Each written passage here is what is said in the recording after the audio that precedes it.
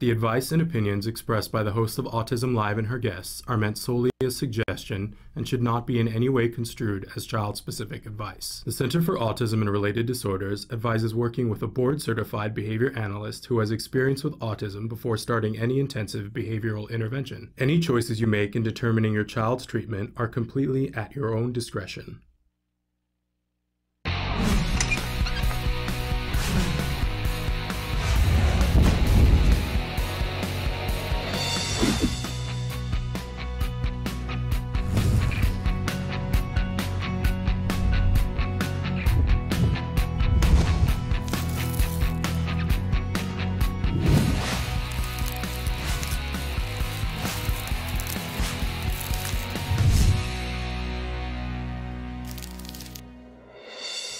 Good morning and welcome to Autism Live. I'm Shannon Penrod. We're webcasting to you live from the Center for Autism and Related Disorders headquarters in Tarzana, California. I just want to say woohoo! I'm so excited to be here today. It's Thursday and we've got a great lineup of things that we're going to be talking about today, and I'm excited to be here with you on a daily basis because we talk about on this show autism, and we talk about it from a 360-degree perspective. So whether you're a parent, teacher, practitioner, or you yourself are a person on the autism spectrum, we want to be able to connect you with resources and information to help you to accomplish the things that you're trying to accomplish. We understand here that there's a huge, big spectrum of people, and that what you're trying to accomplish on the spectrum could be vastly different. But you know, I was thinking about it in the car on the way in, and I am so privileged that I get to talk to so many different people on this journey. And I always like to remind you guys, now's a good time to do it. I am not an expert in autism at all, but I'm a parent, and my son was diagnosed with autism at the age of 2.5. And what I knew about autism couldn't have filled a handful of, bubble gum at that time. And it was sort of like the crash course of, well, I guess you're going to figure it out, right?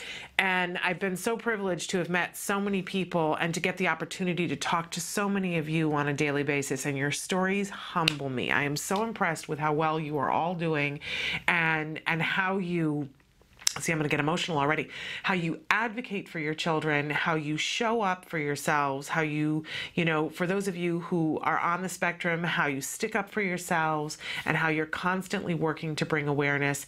And this can be a frustrating journey. There are times when I think, oh my gosh, really, have we not been able to convey to people that there's so much hope for autism, that there are so many different things that we can do, and that this journey is a really rich and exciting and rewarding journey to go on, and that there are so many benefits that you'll find on this journey. Yep, sure, there are things that are frustrating, but once we can overcome those frustrating and disabling aspects of autism, we get to a really good place. So, I do get frustrated because I always think, okay, there's just more to be done, but I'm thrilled to be here and to be doing this with you. And I want to remind you that this is very much a two-way street. We're doing this with you because this entire show is meant to be interactive. Emily's going to show you some of the different ways that you can interact with us and connect with us. I'm going to remind you that one way you can watch us live is at www.autism-live.com. Now, if you go there, you see that there have been some changes recently, and there's a few more coming. But it's just one of the ways that you can watch us live. It does mean that it comes a little bit differently now. You will, when you go there, if the show is live, you'll be watching it happen as it's happening. If we're not live, because let's face it, we're only live 10 hours a week, right? Then the most recent show will automatically start to play, but you can click around and find other recent episodes, or you can watch us in any of the ways that Emily's showing, and you can connect with us in any of those ways. When you're on the Autism-Live page, though, there is a live feature, that white long box that's there. Put your cursor there, start typing, hit enter. Poof, it shows up right here on the screen. You and I can have a conversation, and you can have a conversation with our experts and our guests that are with us in the studio and via Skype. It's a great way to be connected with other people and to have your voice heard. Write in and tell us the kinds of things you want us to be talking about. We try to cover as many of the things that you guys send in on a live feature as we can. We don't always get to it, right? But we try to cycle back and get to them as soon as we possibly can. All right. So all of that said, I hope that you'll be with us and participate with us. We're going to start. Oh, by the way, we've got some really exciting stuff. And already on the live feature, somebody wanted to know, that we're debuting a new piece today about Danny's Farm. Oh, my goodness, you want to talk about a feel-good, I'm all verklempt today.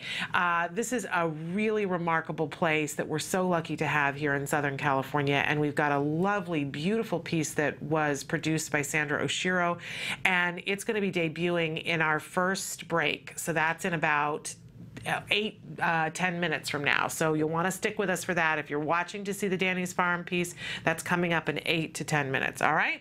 And you can tweet that, Facebook it right now. It's coming up. In any case, we like to start the day with something we fondly refer to as the jargon of the day. That's right. The jargon du jour.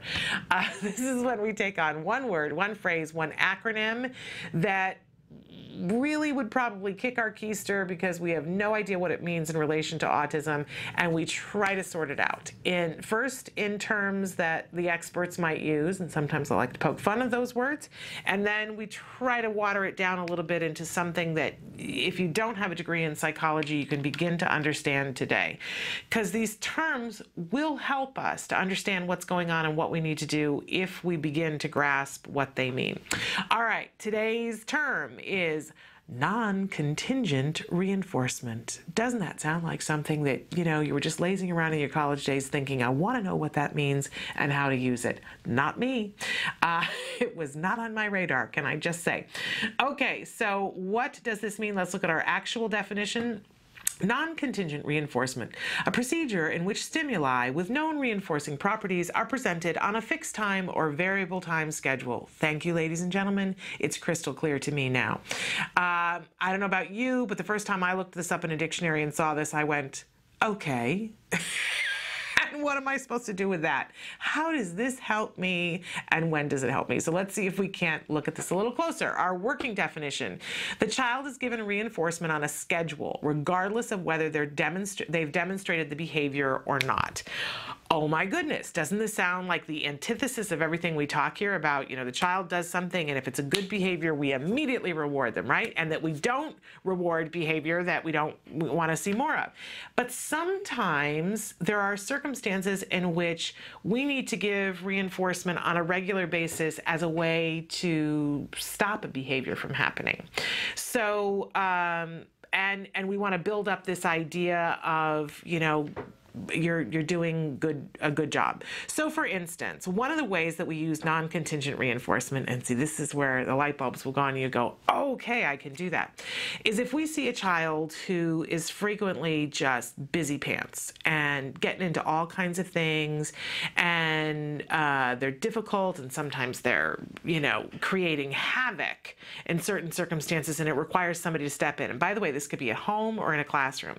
And we do a little investigation, and we see that this child is very attention driven, and that some of this behavior is happening because they're not getting enough attention. When I was a teacher, I would call these kids the empty buckets. That, boy, you just felt like you put attention in and you put attention in because you needed to fill their bucket, bless their hearts. They just couldn't get enough attention. And we know from real life that if people don't get enough attention, they'll start doing anything to get enough attention, right? So what we start to do is, if attention is what's reinforcing to them, it's rewarding to them, we start giving them attention on a fixed schedule or a variable schedule, whatever it is, because we're trying to ward off the behavior that happens if they don't get enough attention. So in the classroom, if you've got a kid who is just kicking your can because they're just into everything and doing everything, this becomes the child that you just start giving attention, and maybe you set a little thing on your watch or on your phone that it beeps every minute to start with. And it sounds crazy, right? But if every minute maintains it for a while, that the child will keep being productive and not become busy pants and into everything, you can start there and work back to the point where you can get the child to, you only have to do it every hour, right? But you go slowly. So if the phone buzzes, and you try to make it so that they're unaware of the fact that you're being prompted, you're prompting yourself, but you say, great job. And and the child goes, oh, I'm doing a good job. This is good. I'm getting attention. I'm going to keep doing this, right? And maybe you do that for an entire day, that every minute you give them some attention, and it's not contingent on anything. They don't have to have done anything. You're just going to give them some attention. It might be that, you lightly touch their back, you ruffle their hair, you say, hey, I'm loving what you're doing right now, but you're giving that attention. And then maybe the next day you make it a minute and a half, and you see, is that working? Is the minute and a half getting it done still, or is the child at a minute and 10 seconds getting into stuff, right? If a minute and a half is working, then maybe the next day you go to 2 minutes. And so at the end of a week, you're at like 5.5 minutes, maybe you've made a jump to 3 minutes after 2 minutes. But the child is being productive, and you're sort of weaning them back from it very slowly. This is non-contingent reinforcement. The child didn't have to do anything, but you're giving them something, you're feeding the bucket. There are other circumstances in which we do it, but attention, children who are attention driven is one of the cleanest examples I can give you of non-contingent reinforcement. So really spectacular tool, and man, it gets the job done a lot of times. If it truly is an attention-driven child, it is a way to fill that bucket. Very useful. Okay, let's take a look at our question of the day. Every day we ask you a question, and we encourage you to answer it on Facebook, to tweet, do it on the live feature, whatever you prefer. But we want to know from you today, what do you do to gain compliance? And many different circumstances, many different ways, and it's a subject that a lot of parents talk about, a lot of teachers talk about, because let's face it, when a child is compliant, it is the best of times, and when a child is not compliant, it is the worst of times. And that can turn on a dime. How often do we hear a parent say, oh, we were at the store and everything was going fine, and then all of a sudden I had this child who was obstinate, wouldn't do anything that I asked them to do, right? I gotta tell you, the equation works the flip too, that you can have a child who is being completely non-compliant, and that if you do enough of the right things in the moment and you can keep your composure together, you can turn that around in like 5 seconds and get a compliant child again. So we're going to be talking about that today, because as you know, we always have a topic of the day, and today's topic, in fact, our topic for this entire week, is compliance. Oh, the best of times, the worst of times. I love to talk about compliance because as a parent, this was a huge aha moment for me when I began to get compliance. Now, I will be very honest with you and tell you that I pretty much, I should have compliance and compliance rules tattooed on my forehead, because even all these years later, my son was diagnosed at 2.5 and now he's 10. So, this is not my first rodeo. Right? I've been doing this for a while, and yet I forget on a daily basis. I get caught up in my own crap, and I forget that there are some real things that I can do that take a millisecond that can turn the entire day around. So if you feel like, I do these things and you are not alone, my friend. You are not alone. But the more we can remember how to get good compliance, and I'm talking about true good, a child who wants to do good things because it's good for them. I'm not talking about blind compliance. There was a blog recently that somebody had written about that was on the spectrum after a parent with a younger child met this young woman, and this young woman is very articulate and intelligent and very capable, and she's on the autism spectrum, and the parent said, oh my gosh, I hope my child grows up to be like you. And it was a very compelling blog that she wrote about, no, you don't. And her saying that the type of compliance that she was taught on the autism spectrum was that she didn't have the right to say no. That's not the compliance I'm talking about at all. I'm talking about children who are thinking and have the right to say no, and that we teach them to say no and when to say no, but we teach them that when they are compliant with certain things, that their life is better, our life is better, life is richer, and them understanding the difference of this is when I want to be compliant and this is when I want to stand up for myself and say no. That's the kind of compliance I'm talking about, and that is powerful. And we're going to be talking today with some of our experts and tomorrow as well about how we make that happen. So you're going to want to stick in for that. Okay, so we have a lot of things that are going to be happening today, but I just heard in my earpiece that one of the big things that we were excited about is not going to happen today. That's okay. We're going to talk about that. So, Thursdays we have Ashley Colas come and she shares great stuff with us. And in particular today, Ashley was going to be sharing, we have some lovely products. And of course, I just ruined Emily's display, but I'll put it back in a second, Emily. Namaste, a great company that makes fabulous products. They have sent us some things for some giveaways, and Ashley was going to be here to demo some of it, so I guess we're going to be postponing that. I'm still going to talk about Namaste because I can wax poetic. This is their brownie mix. But can I tell you that and this is wonderful, but my favorite thing that Namaste makes is their pizza crust mix. So we're going to talk about that in just a little while. But Ashley won't be here with us, which I'm totally bummed about. But a little bit later on today, we're going to have a school tip for you. Then at 11 o'clock, Angela Persicki, who is a BCBA, a board-certified behavior analyst, is going to be with us. That's in the second hour. And she's going to be answering some of the questions that you guys have written on the live feature, both today and last night and earlier in the week. We're going to be talking about compliance. And of course, we have this wonderful Danny's Farm video that we are about to debut right now. Are you ready? Because Danny's Farm is a truly lovely place. You're going to see about it. And we have our special guest correspondent, Sandra Oshiro, which we want to thank her so much for doing this piece. So take a look. This is Danny's Farm.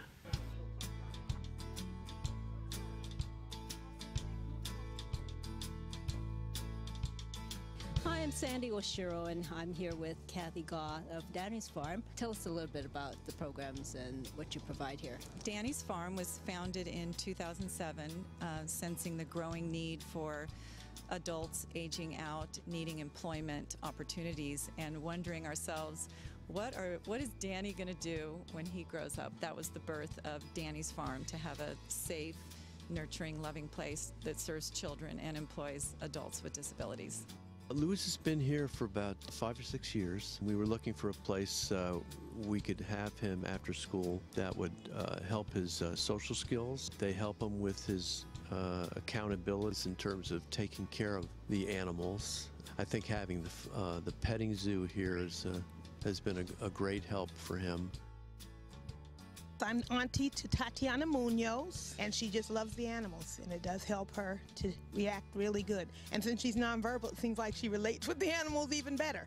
There's things here that he likes to do, and he's really made some great friends here. He has like this inborn compassion, and to see him with other kids when he starts to warm up with them and then see how he likes to take care of the animals. It's like, I know that's one of his strong points, and he gets to kind of nurture that here and express that. We hope to see him working with Danny's Farm one day, and, it gives us hope. Well, Danny's Farm has been in my life for 4 years, and it's a very wonderful experience.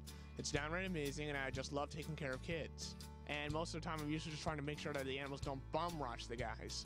To keep the kids safe? Yeah, that's my primary goal. Think of me as the enforcer of the farm. Do you love Danny's Farm? Love it with all my heart. I can go there any day and never be bored. If you want to have a wonderful animal experience, come on by to Danny's Farm, all the way down to Pomona. Thank you very much for visiting. My name is Danny Gott, signing out.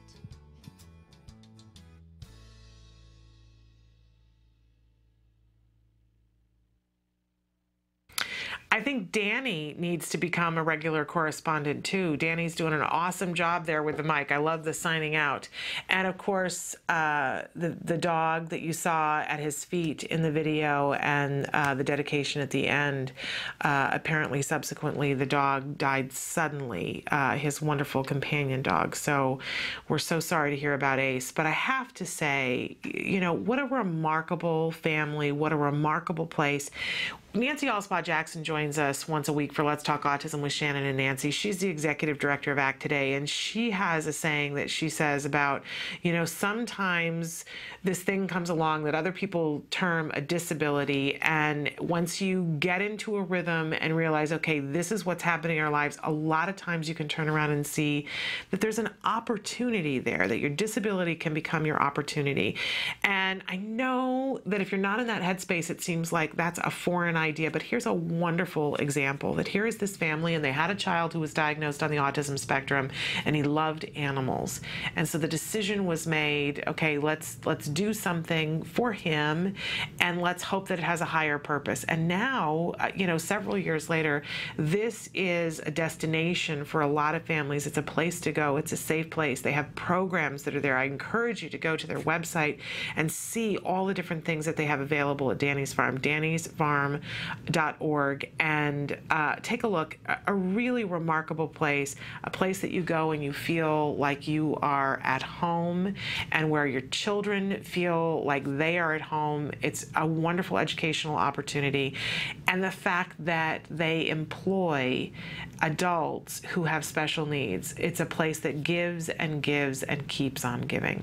And all because this family started out with, okay, this is where we are. What are we going to do about it? It really it fills your heart and helps you to be empowered and realize that one person, one family can make a difference for so many other families. If you're not in that space right now where you're ready to see, what you can do, don't feel bad about that because you're taking care of your child.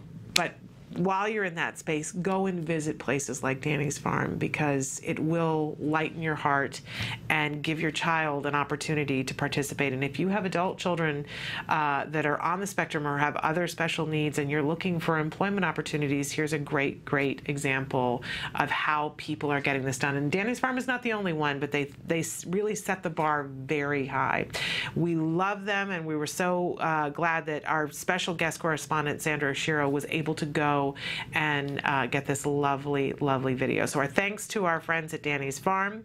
We're going to take a short break, and we're going to come back with our great stuff for the week without Ashley. Stick with us.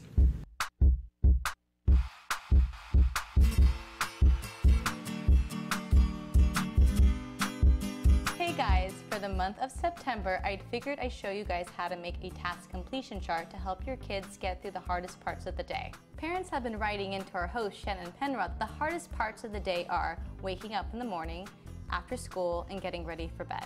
Please keep in mind you can always modify the task completion chart to focus on the skills that your family needs most. The template we'll be using today to make the task completion chart you can find at facebook.com/autism-live. All right, let's get to it. The materials you'll be needing are the template, cardstock, scissors, hole puncher, glue, pipe cleaner, Velcro, and photos or images.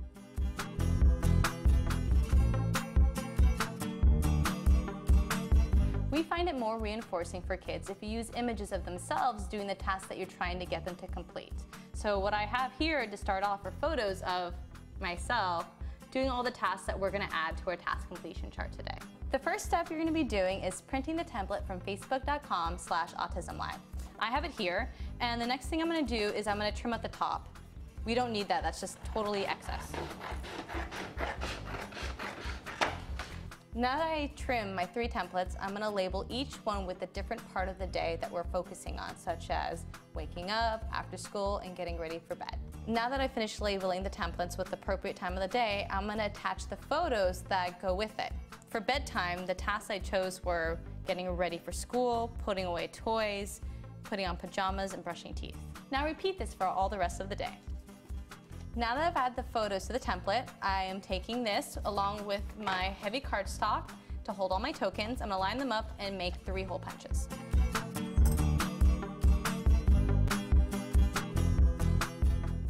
I'm going to take this pipe cleaner and attach the pages together with it.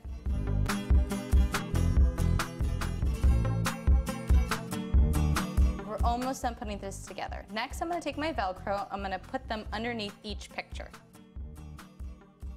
And then I'm going to add 4 on the very edge too.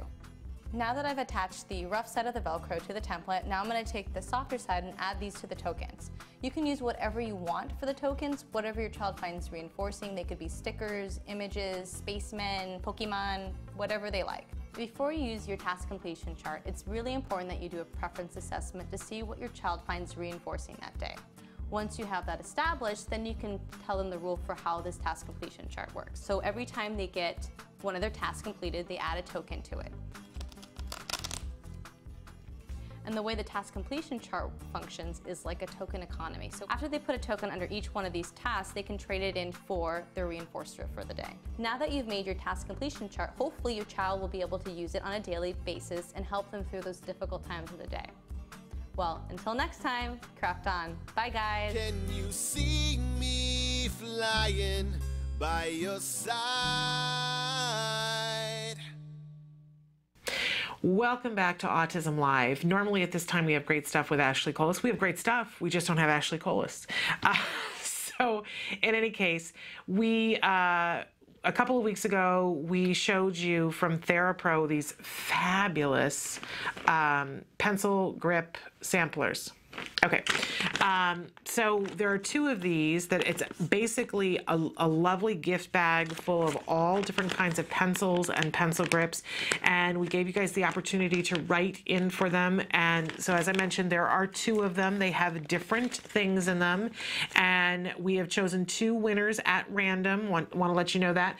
And so our winners are Amy Mooney and Carmen Richardson. So we will be notifying you and asking you for your addresses so that we can mail these off to you. I don't know who will get which one, but they're both fabulous and they're both very different. So that's Amy Mooney and Carmen Richardson are the winners of the Therapro pencil grip packs, which are pretty stinking fabulous. I think you're really going to enjoy them. And make sure that when we contact you from Autism Live, if you've won something and we're asking you for your address, that you know it's us, and you know, check if it says that it's Autism Live on Facebook, then you'll know that it is us and we are asking for your address.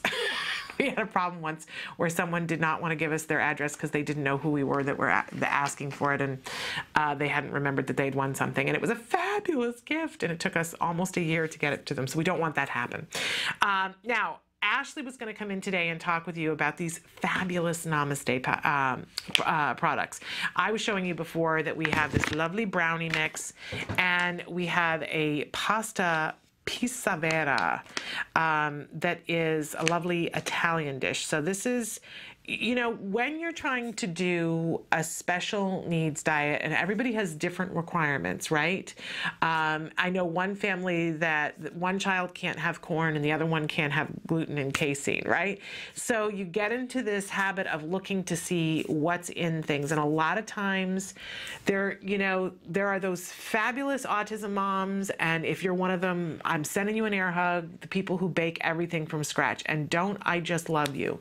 I don't always have the time. You know what I'm saying? Sometimes I do have that wish that I could just go through drive-thrus like all the other moms can. You know, the child says, we're hungry, we're in the car, and I have 15 drive-thrus to pick from. Okay, that's not my life, but there are ways that we can make it easier. Namaste is one of my staples. And of course, the Namaste pizza crust mix that doesn't have any yeast.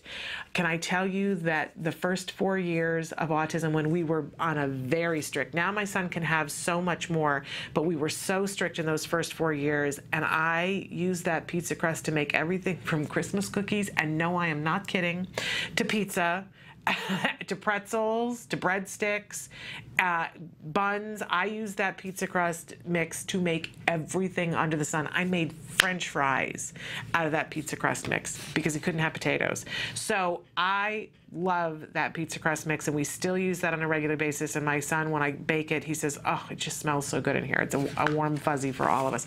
It has these fabulous Italian spices in it that you just, I've tried other things, you just can't beat it. Now, for things, they've got a wide range, Namaste does, of different mixes. This is a great brownie mix. This is one of those mixes that when we have made this, it's one of those things you can put out, and there are people who are not gluten-free, they don't notice. You know what I'm saying?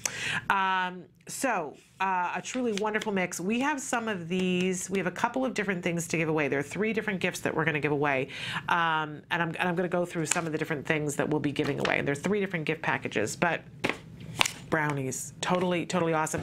Very, very healthy. It does have some cane juice in it, which is the sugar, sweet brown rice flour, Dutch cocoa, tapioca flour, arrowroot flour, salt, and xanthan gum. So if you notice on the package here, made in a dedicated facility free of gluten, wheat, soy, corn, potato, peanuts, tree nuts, dairy, and casein. So if your child can't have any of those things, this is a mix that you can do. And I think it does, when you mix this together, you do need to have eggs, you need to have some type of oil, and some water. But I have made this before with an egg replacer. If your child can't have eggs, still fabulous. So truly scrumptious. And by the way, you know, many other mixes that they have as well. If you're not doing the chocolate thing, they've got a spice cake. There's a muffin mix that doesn't have any sweetener. I use their muffin mix on a regular basis. So they have a blondie recipe that's a brownie that isn't the chocolate. If your child is not doing chocolate, namaste. You just have to love them. Now the pasta pisavera, they are making they have a whole series of different pasta dishes, and it's sort of like the quick fix when you're there at home and you've got 5 minutes and you need to get a dish on the table that's hot and nutritious and fabulous and doesn't have the things that your child is allergic to. So again, dedicated facility free of. And I have to say, this is a really important thing. A lot of times something can be gluten-free, but it's made in a facility that processes other things. And for some of our kids, that's enough of an exposure. If you've ever been in a plant where they're cooking something with flour, it's a big dust cloud. So, you know, if you're really concerned about contamination, this is a big plus, that it's dedicated, free facility. Truly tastes delicious, a remarkable thing. Now also, and this is this is new, and I have not tried this yet. I'm so excited about this, but we're going to be giving this one away. It's a barbecue coating mix, so that if you're making a fried chicken or something like that, don't we wish we'd had this for Labor Day? So really, really remarkable. Again, free of gluten, wheat, soy, corn, potato, peanuts, tree nuts, dairy, casein. Love that Namaste is doing this for us. And they've got a bunch of different recipes that they always include. In fact, some of the other things that we're going to be giving away, I've got a bunch of coupons for $1 off. So we're going to be giving those away. We've got recipe cards that have amazing recipes. This one on the back here is backpack bars. One of the things I love about Namaste, and I've had the opportunity to talk to the Namaste ladies before because I'm a big fan of theirs. They're always interested in recipes. They're always taking their mixes and using them in different ways, and then they ask us, the consumers, so how are you using the mix? I remember telling them on the phone once, way before I was doing a show, and when my son was in preschool, they would have popcorn days where all the kids would get to sit and eat popcorn together out of these special, you know, popcorn movie looking things that they had. And my child couldn't have corn at that point. So what are you going to do? And you know what I did? I took the pizza crust mix and I put little dollops of it on a cookie sheet and cooked them for just a few minutes. And they looked like little things of popcorn, but they were little spicy Italian bread things. My son loved them. The other kids couldn't tell that they weren't popcorn. It was fabulous. And I could pack them, take them to the movie theater. And when I told them that, they went, okay, you know, we hadn't heard that before. So they love to get ideas from people who are using their products. In fact, they created an entire cookbook out of them, Simple Pleasures. And some of them are, it's a whole cookbook. Some of them are their recipes. Some of them are recipes that are sent in by other people. Look at this cherry almond bread, okay? Cinnamon espresso coffee cake, cinnamon raisin walnut bread, creme brulee French toast, okay? Garlic fry bread, donut holes. I'm in the bread section. Anna's favorite turtle brownies, all right? Banana pecan cookies, applesauce cake, blackberry crisp with streusel topping, chocolate cola cake. All right, I have to give this away. There's a pineapple upside down cake in here. Some of their different recipes, some of their different mixes: chocolate cake, vanilla cake. They have a bread mix, waffle and pancake mix that is really good. I love their waffle and pancake mix, and I also love making buns with the waffle and pancake mix and a mixture of the Italian bread, so it gets a little bit of the seasoning, but they puff up when you use the waffle and pancake mix. The sugar-free muffin mix that I told you about: brownies, blondies, muffins, spice cake, pizza crust, cookies, the perfect flour blend, so you can use that for other things, like if you're making a pie crust or you're making cookies, biscuit, pie crust, and more. The toffee vanilla frosting, the chocolate fudge frosting, sage cheese pasta meal, the taco pasta meal, and the pasta pisavera meal. Just love this company. So in any case, we're going to be giving away that, and one of the gift bags will include also the magazine Living Without, which if you haven't checked out, I want to encourage you to check out some amazing recipes in this. If you're going to subscribe to a food magazine and you're on a special diet, this is the one to do. Okay. So all of these wonderful things, want to encourage you to try Namaste. We're going to be featuring this on the website. Write in. We have a bunch of gifts to give away because we've got a bunch of coupons as well, so we'll get a bunch of winners. So we would love it if you would write in on the site and talk about how you're planning on using some of these Namaste products, and we'll pick some winners, and we will let you know next week when Ashley is here. I think her plan was that she was going to bring in for us to do a taste test on the brownies and the pasta pisavera. So in any case, she'll be with us next week. We'll talk about that a little bit, and we're going to be doing some of these giveaways. So when you see it on our Facebook, make sure that you write in. By the way, I don't think that our site has been fixed yet for our newsletter, but I'll keep you posted on that because we have so many giveaways. I have an office that's half full of products, and if you have a company or have exposure to a company and you want us to be talking about your products here, give us free products to give to our viewers, because we have a bunch of giveaways that we're planning throughout the fall and the holidays, and we will happily add more. I will sit here and just give free stuff away. That's okay, right? Because we could all use some free stuff, and good free stuff at that. So check out Namaste, though. I'm telling you, good stuff. I wouldn't steer you wrong. We're going to take a break, and we will be back with a school tip after these messages. Stick with us. And we are here for our inclusion film camp for military children with autism and their siblings.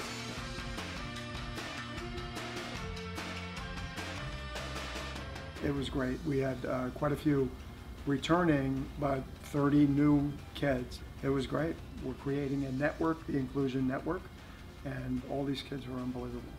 It just gets better and better every year.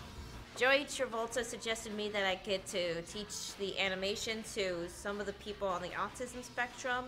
The software I am teaching them is called Flipboom Cartoon, which is a basic animation software. My favorite part of the teaching is to see Buddy's best work and their special abilities. It means a lot. It's really come out of my show. And I'm proud to see him so showing, just not shy anymore. And I think that's really been important to me. Just he's blossomed, and I'm just so proud to see that. Did you love the camp? Yes, I did very much. This camp is like a really good book that you don't want to end. Welcome back to Autism Live. Just want to give a couple of quick shout outs to some people that have been writing in. Somebody wrote in and said, "Good morning, Shannon. Love you and thank you." I love you too and thank you. Thrilled to have you here. Somebody else wrote, "I just recently found you. I want to thank you for all the info that is here. I don't feel so hopeless anymore. Maybe my life hasn't stopped." Oh my goodness. Sending the air hugs, because can I not relate to that?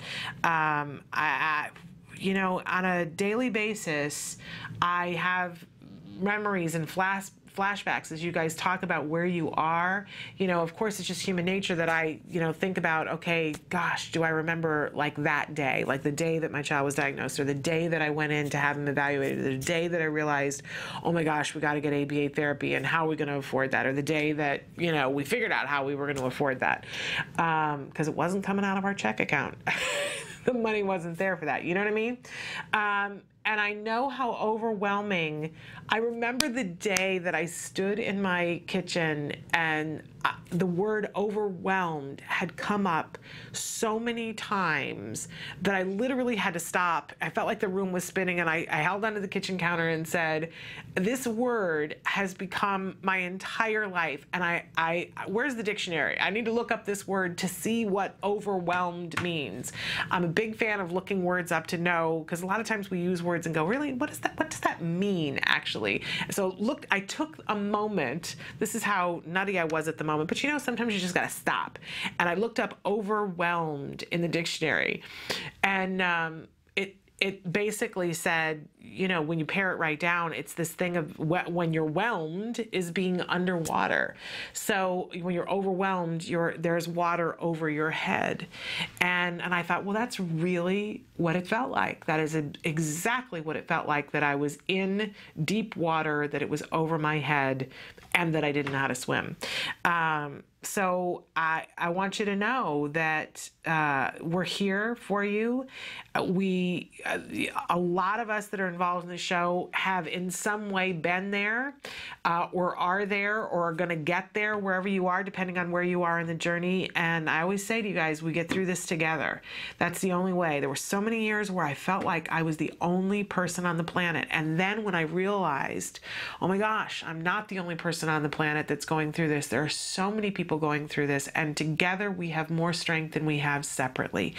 And also, when you take the time to look at yourself through somebody else's eyes, because I felt like the biggest failure. Nancy Alspaugh-Jackson and I just had this conversation on the phone the other day, because, you know, I still, both of us still feel that on a day-to-day basis. Sometimes, you know, just things don't go well and you go, I'm not doing enough. You know, as a parent, I got to show up in this way and that way. And why didn't I know this? You know, but it's amazing, because I look at Nancy, and Nancy was an inspiration to me. Nancy Alspaugh-Jackson, you know, she just always has it together. And I was the mom who was home in sweatpants and trying to figure out how everybody was managing to do all this ABA stuff, show up at the appointments, pay their rent, and wash their hair, let alone do their hair. That was fascinating to me. And I would look at Nancy Alspaugh-Jackson on Fox News, and she'd be there with, you know, her accessorized outfit, and I would think, okay, she's figuring that out, and she's got a kid with autism. I'm going to figure it out too, you know? So I think that there's strength in numbers, and knowing that, you know, other people are struggling too, because that's a part of this. There is no doing this perfect. I frequently say, oh gosh, I got to get my dress dirty again. Right? Because that's sometimes what it involves.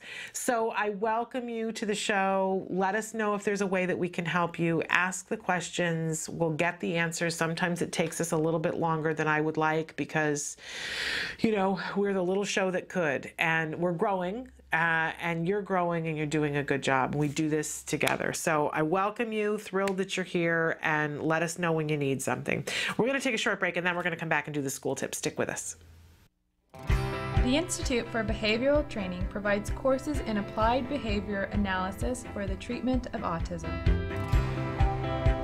Access IBT e-learning videos on the move and learn at your own pace.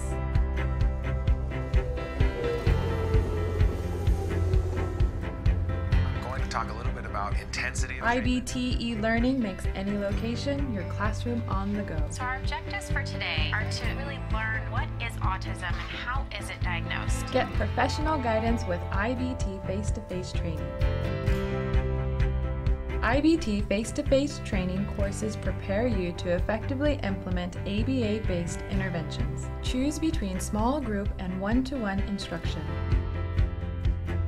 Earn BCBA supervision hours via one-to-one video conferencing. So I had a chance to review your BIP today. You know what? It looked really good. You did a good job with it. IBT continuing education courses. Earn credit through webinars, conferences, article reviews, and e-learning videos. You can learn more at ibehavioraltraining.com. IBT, 360 degrees of ABA training.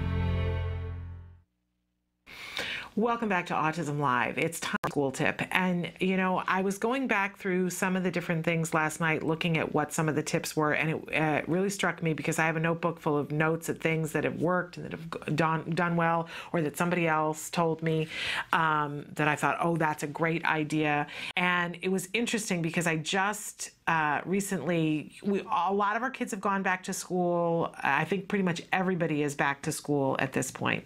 And some of us have been back to school now for 3 weeks. And I know for my son's school, conferences are coming up in a couple of weeks. So it's this sort of wonky period of time at the beginning of the school year where things haven't quite gotten up to speed, and you don't want to be overzealous, but you don't want to let things go either. And I know I asked, because my son just got moved from one class to the other, I asked if I could have a meeting with the teacher just to kind of do a checkup, you know, this time in between, to see how things are going, to see if there's something we need to be doing at home, to check up with her to see how things are going. And then after I asked for that appointment, I looked in my notes what another parent had said that I've tried before, and you know, you forget, but it reminded me that now is a good time. Now is the perfect time of year to go in and volunteer, even if it's just for 1 hour. And I know sometimes that means missing an hour of work that you have to make up another time, but I gotta say, if it's possible, it's worth it.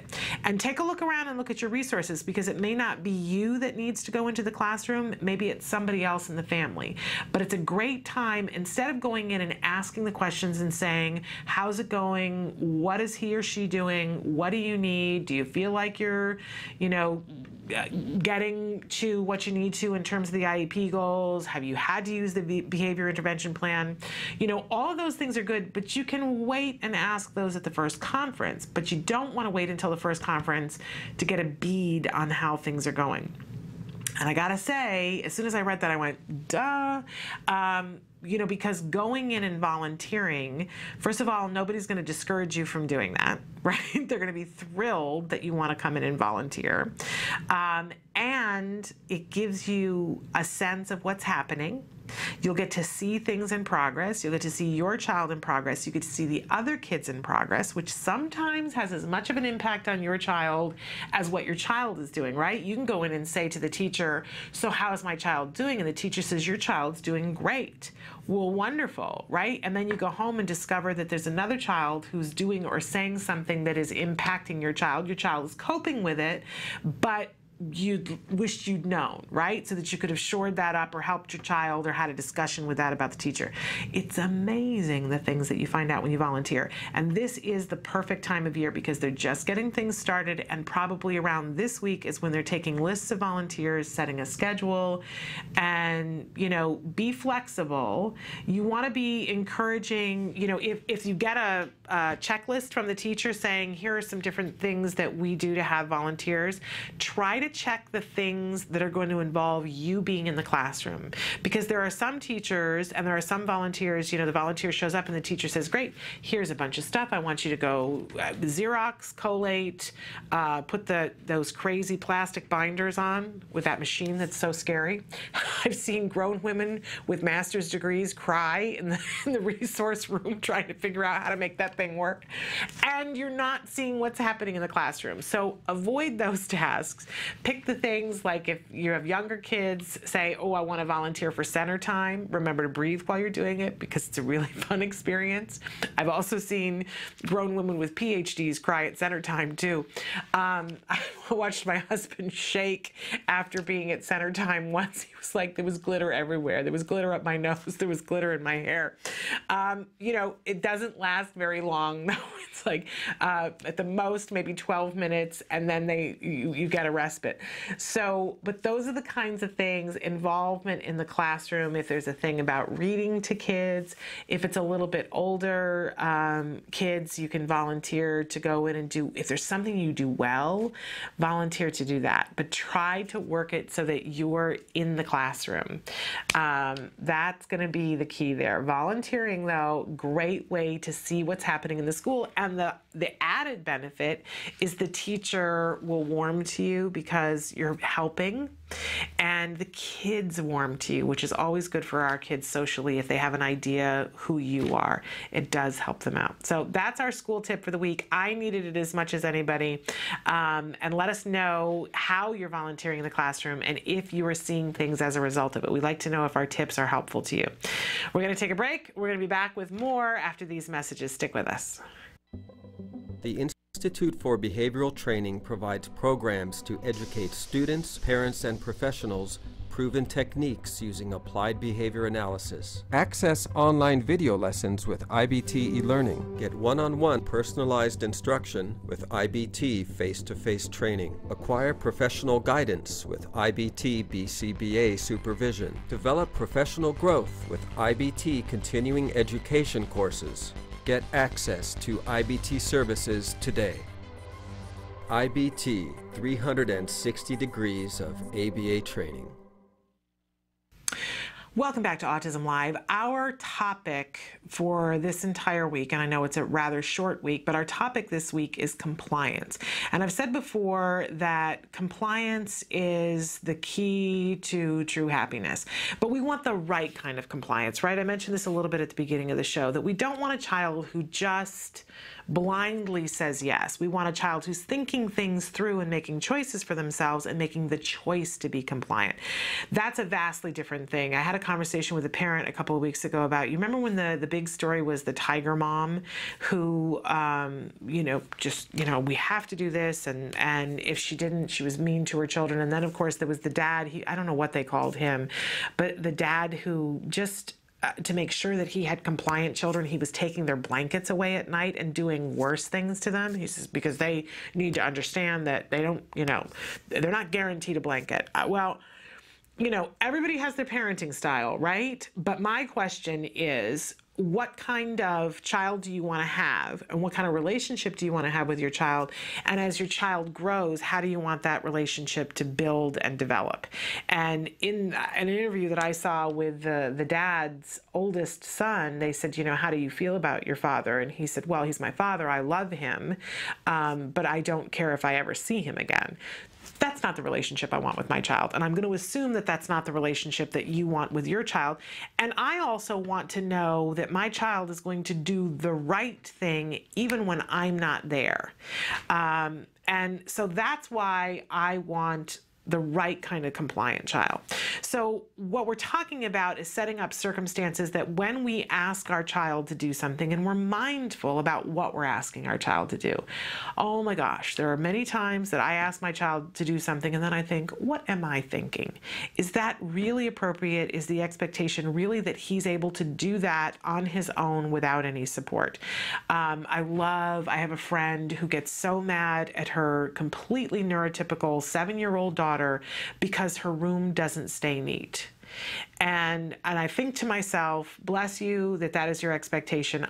I'm not sure that's a realistic expectation, that without prompting, that a 7-year-old can completely, neurotypical and all, can completely keep the room neat. I'm sure that there are some children who do and can because it's very reinforcing to them, but I don't think that we can assume that every child is going to do that, right? Not even sure that that's a healthy thing to want, right? There's so many other things at 7 that you'd want compliance on. I don't know. I don't have a neurotypical child. But in any case, I do try to monitor myself, and when I ask my child to do something, make sure that it's something that it's age appropriate, that I'm not asking him to do something that is outside the scope of what would be expected for someone who is completely neurotypical, and that it's skill appropriate for my child, that where he is at in terms of what he's capable of, is it possible? And if I've put out a demand and said, sometimes I'll just peel off a bunch of things about,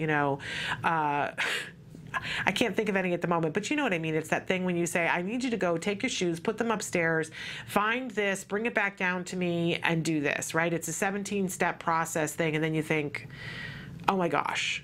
It's a time of day where if somebody asked me to do all that, I'd go, wait a second, what? What was the third thing you asked me to do? So it's not a realistic expectation. I'm not setting him up for success. And when I catch myself doing that, I will then retract and say, wait, let's stop for a second.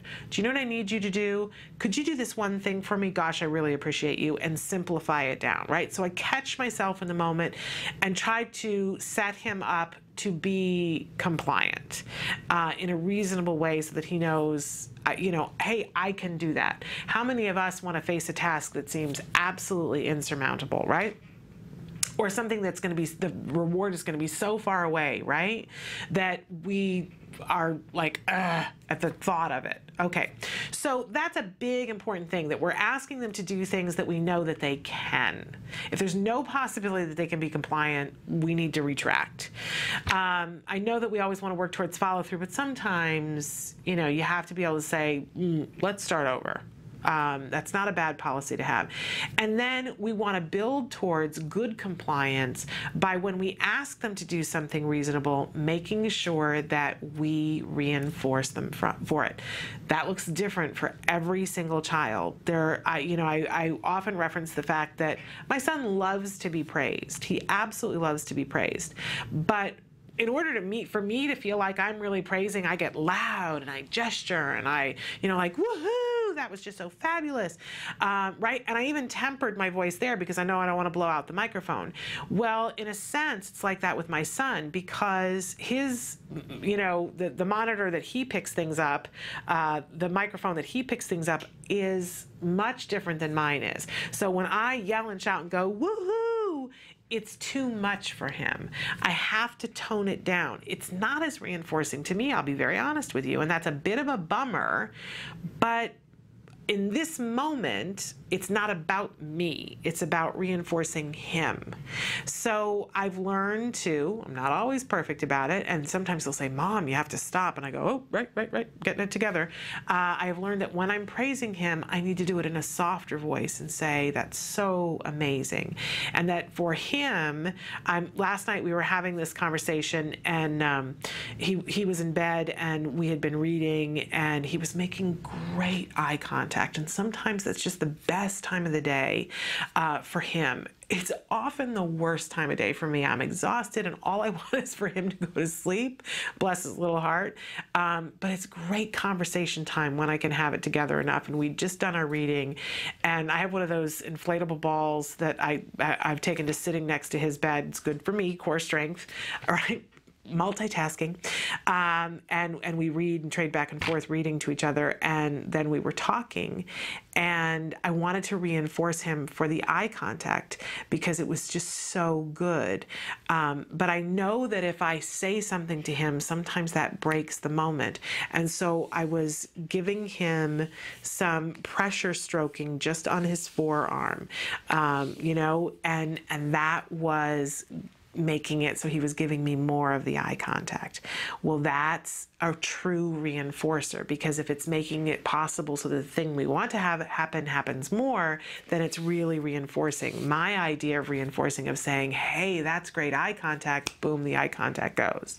So the real reinforcer in that moment, now another night it'll be different, right? You really got to be thinking and watching and aware and present and all that stuff that's hard when you're exhausted. But super important that we are finding what's reinforcing and giving it for the compliance that we want to see. I also felt that it was important. I know a lot of parents that feel it's important that I reinforce him when somebody is asking him to be compliant in something that he doesn't want to do. I reinforce that as well. And we did that from the time he was itty bitty little. If, somebody would say to him, give me a hug or give me a kiss. And I would say, to him, but, that's your choice. Do you want to do that? So that he would know that he had the choice to be compliant. And even now, when I ask him to do something and I'm asking for compliance and he says, I don't want to do that. And he's 10, and I know I'm moving to those teenage years, I acknowledge that and say to him, and you know what? The truth is, I can't make you do that, and you don't have to do that. Here are what the consequences for that are. If you don't do this, then this isn't going to happen. Now you get to choose. And then he chooses to be compliant. But how do we get there? How did that happen? It's, and we've talked about compliance more before, and we'll talk about it again, but catching them doing something good is, I'm going to have that made on a pillow. catch them doing something good. It's an amazing, amazing tool. I said earlier that sometimes you can just turn the day around on a dime, and that turns it around faster than anything else. Catch them doing something good. I always give the challenge out when we talk about this. I want you to pick someone today who's been a little bit kicking your keister, whether it's somebody at work, your significant other, somebody in your family, or one of your kids who may or may not be on the spectrum, and catch them doing something good. And just take note, how do you feel and what happens to their behavior? It's a very happy, happy thing. So try that. It's time for us to go to the A word. This is the amazing documentary that's being made here at the Center for Autism and Related Disorders following the little boy, Jack Riley. He, at this point, is 4 years old, and he's amazing. And not only is he growing, his parents are too. They're starting to realize, okay, this is how I'm going to react to this behavior, and this is how I'm going to react to another behavior, and that it's different in different circumstances. It's hard to figure out, but they're starting. It's that by George, I think he's got it moment. Check out this dad. This is the A word.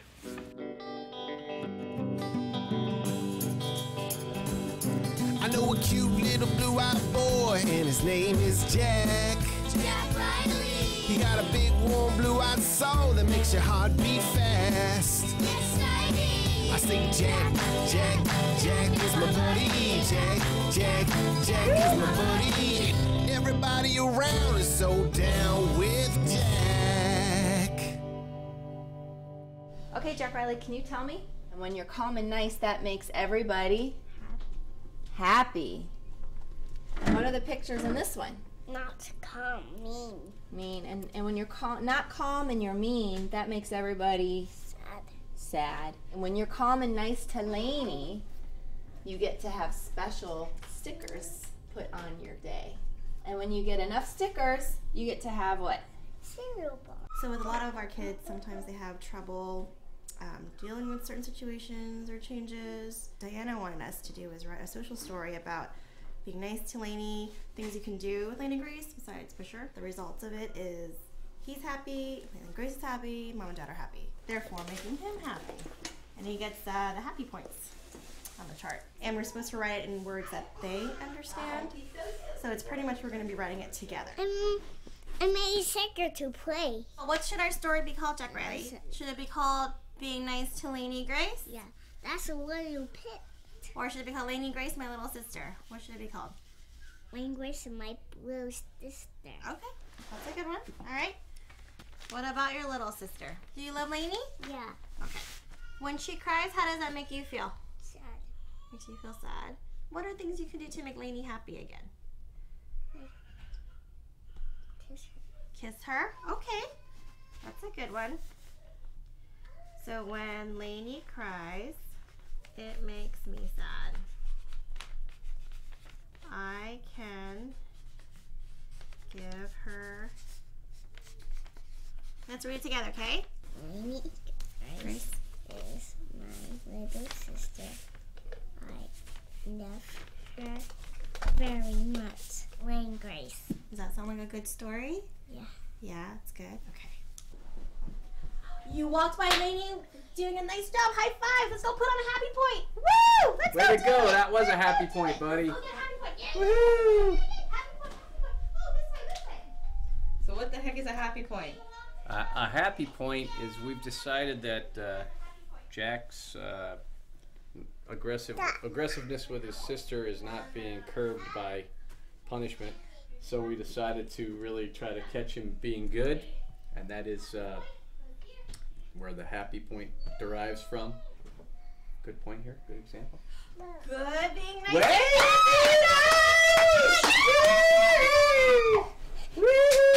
That's a happy point. I don't even need to explain much more, do I?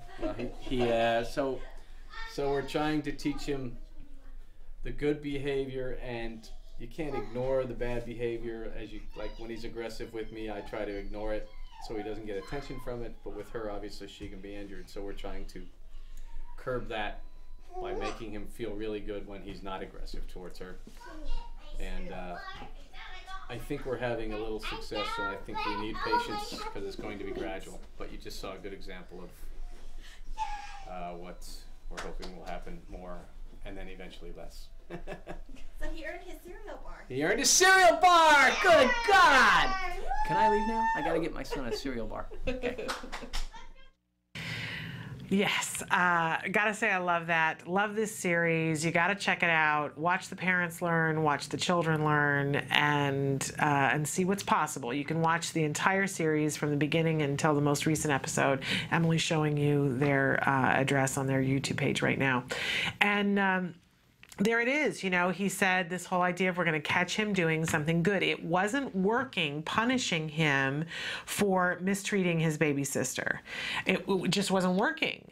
And we know that statistically, scientifically, that's the case with punishment. You know, it doesn't really work at maintaining the behaviors that we want to see. I understand we've all been raised to believe, well, you have to punish them. But the truth of the matter is that it very rarely works. So they decided to try something different. We'll try the other side of this. We'll give happy points. That's just what they're calling them. You can call it whatever you want. But every time they catch him doing something good, he gets a point towards something that he wants. And they celebrate and they praise. And he said, I don't really need to explain it because here it is. And you know what I love about this is that this is what starts to happen in the household, is that there are these moments that I would know a good ABA household anywhere now. I could walk down a hallway in an apartment building and I would know who the good ABA households are because you would hear people on a regular basis going, yay, wow, that's great, and clapping. And I remember the day in which my husband and I went, okay, that's what our household is going to look and feel like, and saying, you know what? That's not a bad thing. That's a good thing. And quite honestly, you know, we've pared back a little bit from that, and I kind of miss it. I'd like for our house to be that many yay and fabulous. You know, we still praise him a great deal, but it was a very happy time, and I had a very happy child.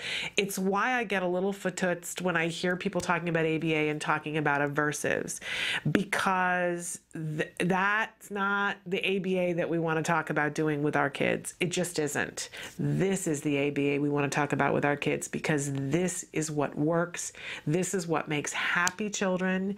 This is what makes it possible so that, you know, parents have a limited amount of time and attention. You have to pay the bills. You know, you got to somehow get the house cleaned. You got to get dinner on the table. You got to get the things off the table and cleaned and in the dishwasher or in the sink and sponged down, right? Being present constantly and watching every move that our children make just isn't practical or possible. We are not superhuman. We do not, we lie about the fact. I tell my child all the time that I have eyes in the back of my head, but I don't. And you know, they were punishing him every time he was doing something that was mean to Lainey Grace, but that wasn't making it work, which meant that there was the possibility that mom was going to be at the stove getting dinner ready and he was going to do something to his little sister. But I can guarantee you that if they do enough of this, catching him doing something good and praising him, they're going to get to a point where mom can reasonably stand at the stove and know that he's not doing something to his little sister that wouldn't be wonderful. We need our children to be compliant and doing those good things even when we're not there. And the only way that we know that works to make that happen is by making them feel good about doing those right things. So catch them doing something good, reinforce them for it. It's one of the quickest ways to get compliance. And we'll talk more about that as today and tomorrow unfold. We are going to take a break. Okay, we've got a bunch of questions that have come in on the live feature, and we're going to come back and answer them. We're going to start with one about diet that was for me, so stick with us.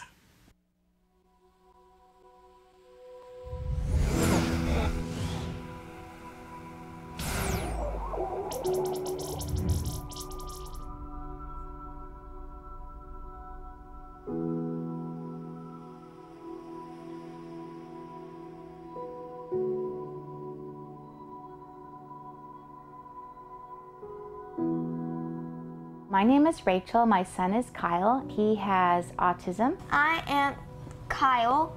I am 9 years old. He's been with CARD since he was 2 years old, so that's about 7 years.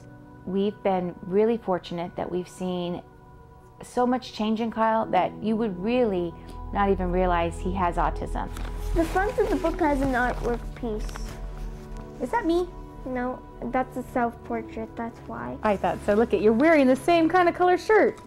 He had been going along with pretty main milestones. He had walked on time, he had sat on time, he was looking at me at different things and laugh, and he had about 5 words, and then all of a sudden he lost the words. And I would call his name and he wouldn't look at me anymore. He all of a sudden went into his own world. I mean, I just noticed like he slipped away from us.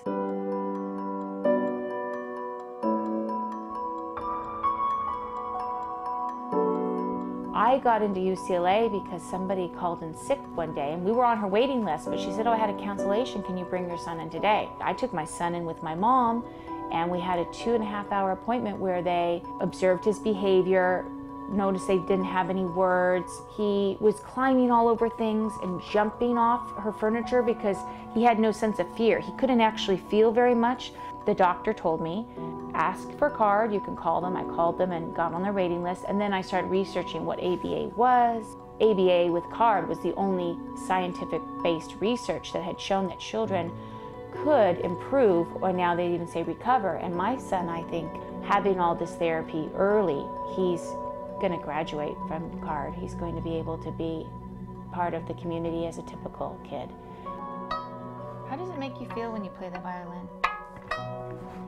It makes me a little bit calmer. Kyle, early on, he only liked baby food, and even at age 4, he was eating baby food, and he liked lots of flavors, but he didn't like anything with the texture. So he wanted everything pureed. So if you can imagine, as a mom, I'm up, you know, cooking carrots and then pureeing them when he couldn't just have a carrot. It was really time consuming, and I could get the protein and everything into him, but he wasn't eating like a typical child. It was 1 year later, he, instead of eating blended bananas, he was now, you know, peeling the banana and biting into the banana. Taking a hot dog on a gluten-free bun and biting into it, I mean, that is just amazing. So that was one of the main things I came home thinking, wow, this is great. It really was a relief for me because I was doing a lot of blending. I think I went through 3 blenders, and that's just not every mom that wants to have a regular meal and be able to have, you know, the same food with their son. So it really helped. Right now, he's on the road to recovery, we call it, and I really do think that Kyle, in a year or 2, will not even need assistance with therapists. He really is in a typical class, and he's at the highest level. He's in the advanced level. He's in a GATE class. I don't even think anyone knows in his class he has autism because he's just there. This is a mobile. I got a very good grade on it. I got 4 because my teacher said that she learned a lot about Neil Armstrong. This is a drawing of Neil's first footprint on the moon. Is his footprint still there? Yeah, it is, and his boots. And his boots? He left his boots on the moon. He did. Everyone thinks he's very kind, and he gives hugs to everyone, so the social interaction is there. He's very intelligent. He's highest in his class, and he makes friends, and he loves to read, and he's just a part of groups when he meets people. My first trip to SeaWorld, I wrote it, but I wanted to make sure that you noticed that the sun is moving higher. What does that signify? That signifies that time is going. This is artwork in a frame. That took me a lot of work to do. I have some instruments over here. Something inspired me to make instruments.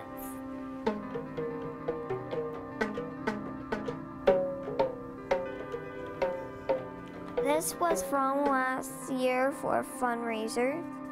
This is the surfing pictures. So here you're going on the surfboard, and did you stand up right away? Yeah, I did. You did. And show us how your stance on the surfboard. Ready? Go. And what's your favorite part about surfing? The very first time I wrote the Wipeout.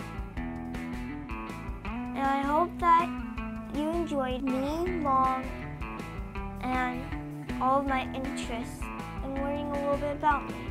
The end.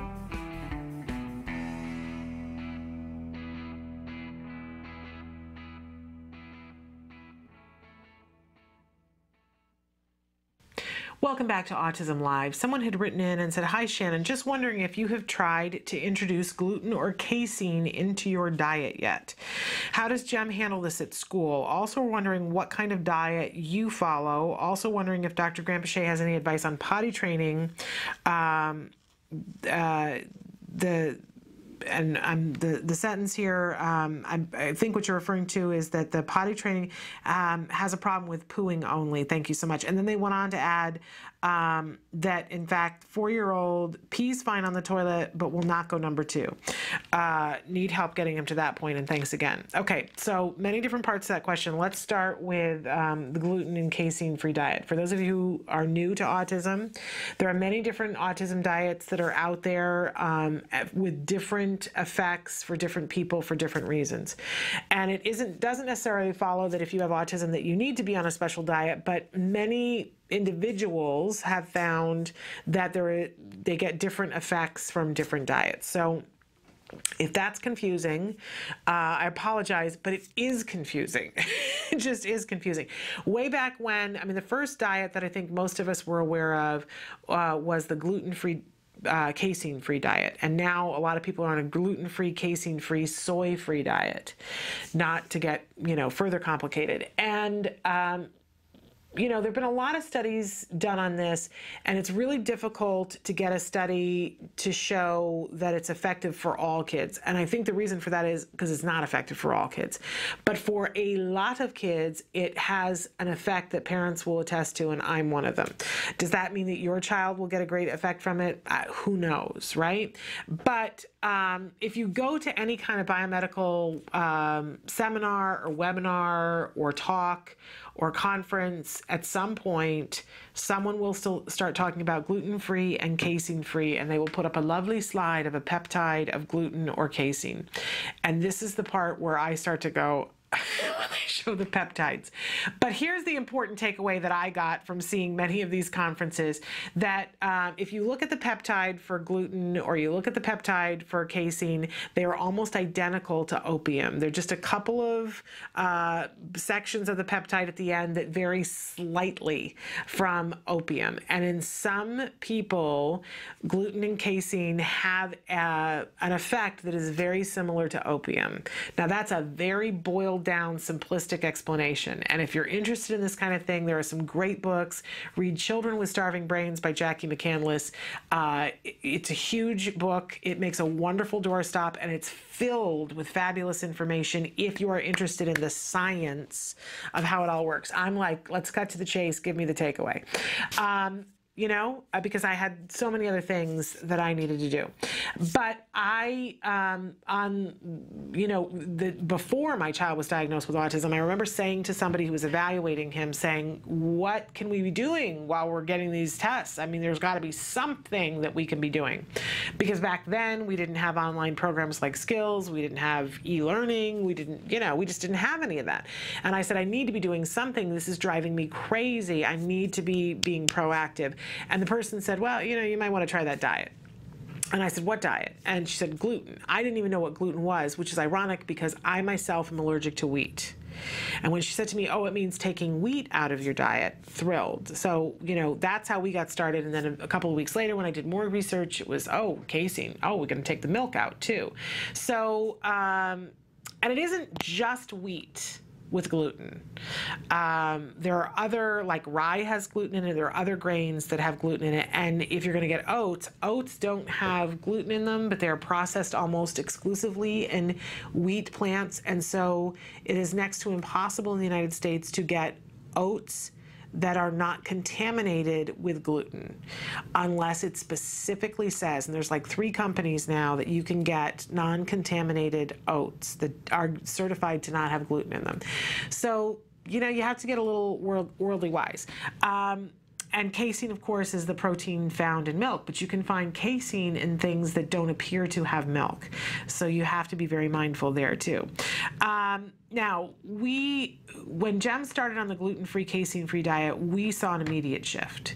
Within a very short period of time, I'm talking about the first week, my child went from having virtually no functional communication to adding 5 words a day to his vocabulary. And that was just, I think that was just when we took out wheat.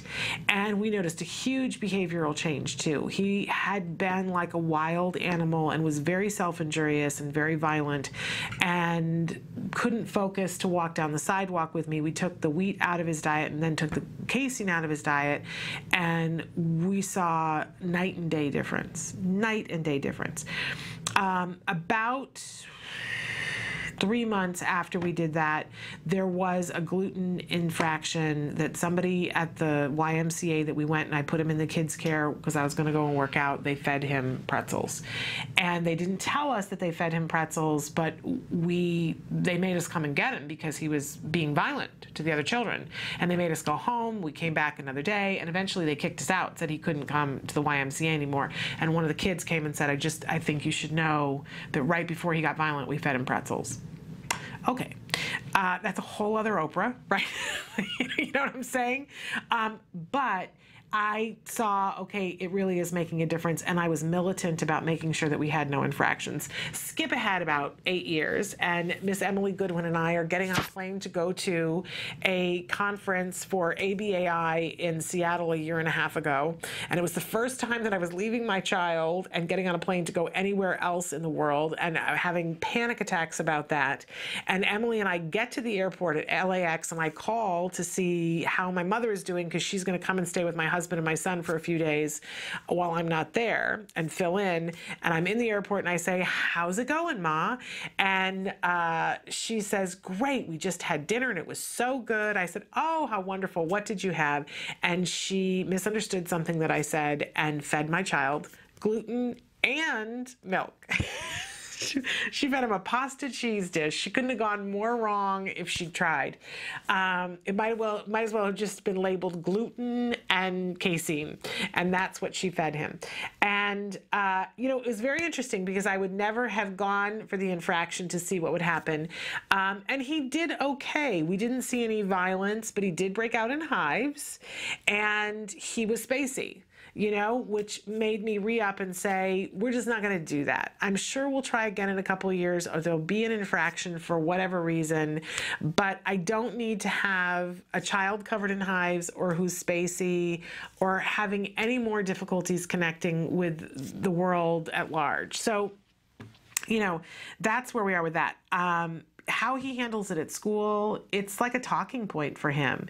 He has known, it was really difficult for us when he was going to preschool because he still didn't have the words and the understanding.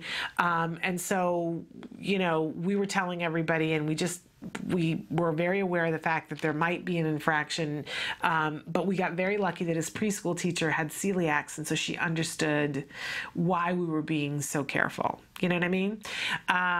And then when he went to first grade, the principal, or excuse me, when he went to kindergarten, the principal of the school had celiacs, and so we had that kind of an understanding of what was happening. But it became really crucial that Jem would understand and say to people, does that have, and there were so many other things besides gluten and casein, and he, unfortunately, he'd be like at a birthday party and he would say I'd be off someplace doing something, getting him the juice box or whatever, and somebody would put the cake down in front of him, and he had been taught to say, does that have gluten in it? And that's the way he says it, gluten. And but you know, Joe average person, so the mom would go, gluten? No, I'm sure it doesn't have gluten in it. What's gluten, right? But it's okay. And then I would have to be there to pick up the pieces and go, no, gluten is flour, and I'm sure that there's flour in your birthday cake. Here is a gluten-free cookie. But over time, you know, we educated the people around him, and we educated him so that he could ask, and that he just basically would refuse things. Now, you know, it's a little bit different in the world now. Now we go places and you know, he has a list of questions that he asks, and then he calls me over. You should see us in the grocery store together, because he'll go over, he'll grab something off the shelf, and he'll go, Mom, can I have this? And I go, I don't know. Let's read the ingredients, shall we? And he'll go through and go, it's this, that, or the other thing, and then I'll point out what the hidden gluten is or whatever, and then he'll go, no. You can put it down. Now, when it's Namaste, it doesn't have that. And then it's a, yay, I can have that. It's so exciting. And we're teaching him, though, to read the labels so that he understands for himself. It's very important that we empower our kids to do that. Okay, next thing on your question list, wondering about what kind of diet I follow. You know, it's such a good question, and I wish I had a good answer for you. Because I'm allergic to wheat, and I am a vegetarian, my diet has always looked a little bit strange and been a little bit weird. And then we just went through the battery of tests for me and discovered that I am allergic to dairy. I was not casein free, and now I'm completely dairy free, and it's been a really interesting thing. I keep saying you would think I would be thin, and that is just not my reality. So right now my diet is very much in flux, and working with a gastroenterologist, working out what is going to work for me and what isn't going to work for me. And I'll keep you posted on that. But I am gluten-free and casein-free, and I can't have any bananas. My diet is more restricted than his diet is right now. I'm not happy. I'm not a happy camper about it, but it does not have those things in it. So, and then going to the potty advice, of course, we're going to wait and ask Dr. Grampachet, but I do have some insight as a parent, having gone through some potty training. So we're going to take a break. When we come back, we're going to take on the potty training. Again, we're going to ask Dr. Grampachet, because I like to get an expert opinion, but I'll tell you, because Jem, he was just about to turn 4 when we got the pooping in the potty thing happening and the pee thing we'd had together for a long time. And I just thought, are we ever going to get the pooping in the potty thing? But we did, and I'll tell you how we did. All kids are different, but maybe it'll give you some insight into what you want to think about, and then we'll ask Dr. Grampachet next Wednesday. So stick with us, take a break, we'll come back and talk about the potty training.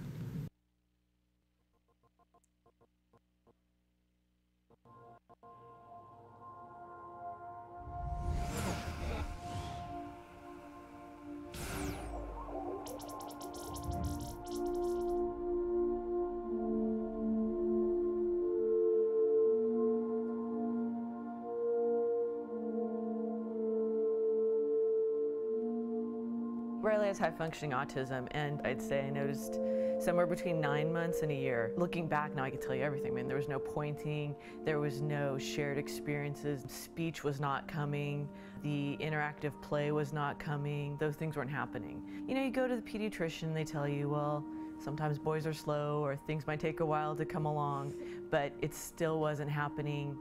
And right when he hit the 2-year-old room in preschool is when the wheels fell off the wagon. That's when we got some intervention. That's when we figured out, you know, how are we going to address this problem. The first thing I did was I got a mentor, because there's no book on what to do with your autistic child. I mean, there's many books, but each path is individual. So I got a mentor, a really nice woman named Marlene. She has a daughter with Asperger's, and she told me, go to a psychiatrist so you can have your child fully diagnosed and a rock-solid diagnosis that can't really be attacked. Call CARD and do whatever they tell you to do. That was probably the thing she talked about the most. Get in touch with CARD. And she actually put me in touch with Evelyn from CARD. And calling CARD was like amazing, because I really felt like things were finally going to be okay. We were going to get the help we needed. We tried a number of different things before we could get into CARD, and you could really see the difference in the data keeping, really addressing what his issues were, whereas the other places we had been, it seemed pointless to me. We've talked about this, and I feel like we met a lot of really nice, well-intentioned people. Right. And then when we got to CARD, we met a lot of really nice people who could help us because they had the experience. It was ABA, which I think is the only way to go with your child if you're trying to overcome autism. And if you go to CARD, the people are so qualified, and there's so much of a database on how to approach this. It's just like they come right in, and we started off with, let's have Riley sit down for 2 seconds, because he couldn't even get that. And we worked on baby steps until now he's in 1st grade and he's working at grade level. So it just starts with baby steps and it keeps working on, because they have a way to approach every single problem, every single tantrum, every single thing you're going to come up with. They have a way to approach it and help you get through it. Yeah, I'm always amazed, like at our clinic, we'll be having a specific problem and how good they are, all of them, the therapist and your team leader, at coming up with a solution, something to try, and it almost always works. Whatever the particular behavior you're trying to deal with, they're really good at them. They know the answers. He likes a lot of stuff, I think, regular 7-year-olds like. He likes to swim. He loves to swim. He's a fish. Likes to ride a scooter, loves Toy Story, loves playing on the iPad. Loves Justin Bieber. Good job, buddy. High five. High five. High five. Yeah. CARD's been good about encouraging us to do things that maybe wouldn't occur to us, like him learning to ride a bike was really them saying, hey, it's time, let's do this, and helping us do that. And so he can ride a bike. He's still working on the brakes a little bit, but you know, he can pedal a bike. We can go to Balboa Park and he'll ride happy as a clam along the bike path. If you think something's wrong, it's not about you. Don't bury your head in the sand. Go get help, because the help is out there to make your life and your child's life just so much better. And if you're lucky enough to get in with CARD, I can't even tell you what a difference it's made in our lives.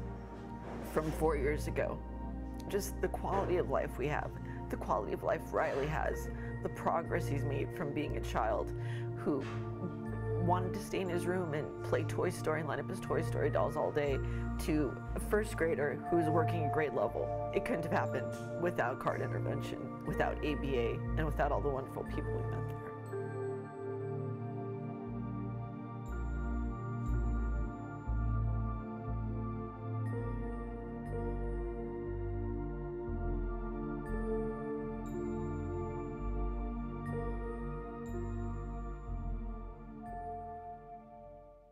Welcome back to Autism Live. We've been answering a viewer's questions about diet, and then the second part of the question is mainly for Dr. Granpeesheh about potty training. A 4-year-old who is peeing fine in the toilet, but the poop component, and you know, I'm just using the word poop. We can say number 2, but somebody the other day was asking for answers to the question of you may be an autism parent if, you know, that old Jeff Foxworthy kind of thing that he did about you may be a redneck if, well, you may be an autism parent if, and people were writing things in, and I always used to say you may be an autism parent if, you know, poop is in your conversation for years after you would have expected it to be.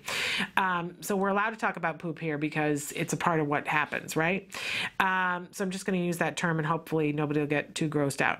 But and I wanted to just weigh in as a parent, and we will ask Dr. Granpeesheh that question, but it reminded me of Jem. All of our kids are different, and they all have different issues around the potty training. There are, you know, they always reference the Fox and Azarin method of potty training a child, and we know that the potty training is fairly easy for these behaviorists who are trained to do this. They, you know, they say, oh, that's the easy thing.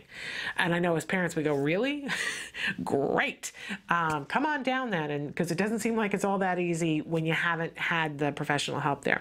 So thrilled that you have the peeing in the toilet thing down. That's awesome. But sometimes the pooping in the potty thing is a little bit harder to make happen, because we know that if a child drinks a certain amount of liquid, that it's just going to be a matter of time. All kids are going to be different, but it's just a matter of time before they're going to need to pee it out, right? Whereas poop is an entirely different thing. Some kids, their system runs a little bit faster. Other kids, it runs a little bit slower. Sometimes what's happening in the day affects whether it goes faster or slower, and what you eat affects whether it's faster or slower, right? So it can make for a really difficult situation. So I'm going to say, first of all, is the poop that your child has, is it reasonably normal poop? Or are you having loose stools? Are you having diarrhea? Yep, I'm going there. You know, is it a good color, the poop? You know, Dr. Oz made headlines talking about the S-shaped poop that we should all have in our toilets. And people were like, what? I had no idea that my poop is supposed to be the shape of an S. But, you know, our doctors will tell us that, you know, the shape and the size and the color and the consistency of your poop tells us a little bit about how your body is working. So I think you need to start there, because if your child is having some loose stools, getting the potty training and getting the poop component of it might be a little bit harder. So you might want to look at some of the dietary things that we were talking about. If your child's poop is not a relatively firm, cohesive thing. If it's a little bit too loose, you might want to look at some other things, because that might be what's creating part of the problem, right? And we saw with Jem, as he spent a little bit more time on the diet that was appropriate for him, that we went from having diarrhea to having a reasonably well-shaped poop that happened on a fairly regular basis, so that we could kind of schedule. And ideally, we want our kids to poop at least once a day. There will be lots of kids who are on the autism spectrum that hang on to their poop and they become very constipated and they don't want to poop, they don't want to let go of it, and that is a much more complicated issue. So let's start with, what is the consistency of the poop? If you've got a reasonably, you know, good poop, then all we need to do is take a look at, is the child physically aware of when the poop is happening, and then do we give them enough of a reward to be mindful of what is physically happening? Some of the clues that a child is physically aware of what is happening is, you know, we saw it on the A Word when Jack Riley was 2, that he went and hid under the dining room table to have his poop. If you see a kid who goes behind a chair and squats down to have their poop, that's letting us know, okay, the child is aware that something is going on with their body and they're seeking privacy. Not all kids do that, but if you see that a child is doing that, then you know for sure that they're aware of the feelings that happen around their body. You can still potty train and poop train a child who isn't physically aware, because we're going to make it worth their while to start to notice some of the symptoms that happened around when you're about to need to do that. And we do that by finding the most reinforcing thing in the world. The thing that really they are so excited about that they're going to put, you know, really put their full effort into giving you the thing that you want, which is the poop in the toilet. My son was afraid of the toilet. He sat with, first of all, he didn't want to poop in the little potty chair. And when he sat on the toilet, it was precarious, and there was the plop sound and the water splashing and the flushing the thing away. And it was like a part of him. He did not, didn't want to do that. So we did a lot of modeling where the bathroom door was open so that he could see that mommy did that and daddy did that, and that it was not something to be embarrassed about. It was not something to be frightened about. We even started, when we would flush the toilet, we would say, bye-bye, yay, like it was some happy thing that was happening, that the thing was being flushed away, to put it in a different context for him. But the biggest thing that we did was that we took him to the store. We took him to the toy store and let him shop and find the thing that he wanted more than anything else. At that period of time, it happened to be a Lego night. They were these canisters, and it was a night that you could put together with little Lego pieces and that snapped on and off. And he wanted the red Lego night in the worst way. So we got it and we brought it home, and he wanted to play with that. And I put it up on the towel bar that faced the toilet that we were toilet training him on. And I said, this is here, and when you do the poo-poo, and we'd already gone through all the training, so he knew what we were talking about. He understood receptively. I wasn't giving him a reason, I wasn't asking for something that he couldn't understand. Remember when we talked about compliance a little bit earlier? Making sure that he totally understood. So all that background work had been done before. He knew what poop in the toilet looked like. He knew what it was. So I said, when you poop in the toilet, you will get that. And the look on his face, the determination, and he, you know, kept coming back into the bathroom, and he would check and see that that was still sitting up there. And I said, yep, as soon as you poop in the toilet. I think it took us 24 hours. And he kept testing me to see if I was going to let him have that red night. And I was like, as soon as there's poop in the toilet, you're going to have that, right? Kept pointing to it, being clear, the poop in the toilet, you get the night. And we made sure that we fed him things that would encourage the poop, you know, that for different things for different children. I know people say prunes. That never worked for my child. Feeding him a pear did work. You know, so kind of keeping an eye on what your child likes to eat and what helps that along. And finally, there was the poop in the potty. And let me just tell you, I don't know, we should have videotaped it. It was a huge party. Everybody was so excited, and there was immediate, I mean, there was the plop, and that night was in his hand, right? And he was so excited about it. And we immediately, you know, we you know, put the thing in his hand, and we did all the rest of it, right? We didn't expect him to wipe at that point. We did all the wiping. So he's holding the night. He's so thrilled. You know, we let him hold it in one hand while we washed one hand, put it in the other hand, washed the other hand. So we never had to let go of the night. We immediately stopped everything, played with the night, and that was wonderful. And what we decided to do after that was that every day, so he went to bed, he played with the night throughout the day, he went to bed, I put the night back in the canister, put the lid on, put it back on the towel bar. And he got up the next morning, first thing, he wanted to play with that night. And I said, as soon as you poop in the potty. And so that became the rule of the day, that as soon as there was poop in the potty, he could play with the night. And eventually there were 2 nights, and then there were 3 nights, right? And they'd sit up there on the towel bar, and as soon as he pooped, he could play with the nights. Now, I will tell you that there were occasional accidents that would happen after that first poop in the potty, that, you know, maybe he'd poop in the potty at 11:30 in the morning, and we get to 5:30 and he would poop in his pants. And we didn't do a thing about that. We didn't talk about it. You know, he would come to me and say, poo-poo, and I wouldn't say, oh no, honey. I didn't take away the nights. We just didn't do anything. It was a non-reaction. We would, you know, take the clothes off of him and get him cleaned up, but non-reaction. And he would still be playing with the nights, because that wasn't the rule. The rule was you poop in the potty, you get to play with the nights. And very quickly, I would say within, you know, 2 weeks, and even within those 2 weeks, the accidents were diminishing. And I really think within 2.5 weeks, he was pooping and telling me, I need to poop. And even we'd be out someplace and he'd say, I need to poop. And, you know, there was nothing to reinforce the second and potentially third poop of the day. Easy peasy, but it was because of the night. Now, different things for different children. It is imperative that you find the right reinforcer, but he was determined. He was going to poop in that potty, whatever it took, because he wanted to play with that night, and that's what you love. When they get that determined, boy, they're going to do it. So somebody wrote in and said, love this idea. Poop in the toilet, you get to play games on the tablet. Love that. Just got to stick to my guns, LOL, LOL.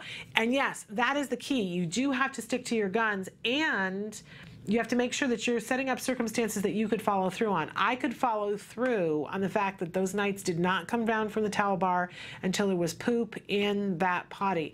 Make sure, because if you're using that tablet for other things, like if there's a game that you want them to play that's educational, make sure that you're really crystal clear and that it's possible for you to say there is no games on the tablet until this happens, or there's no tablet, whatever it is that you choose, but it's really well defined. That's going to be absolutely key.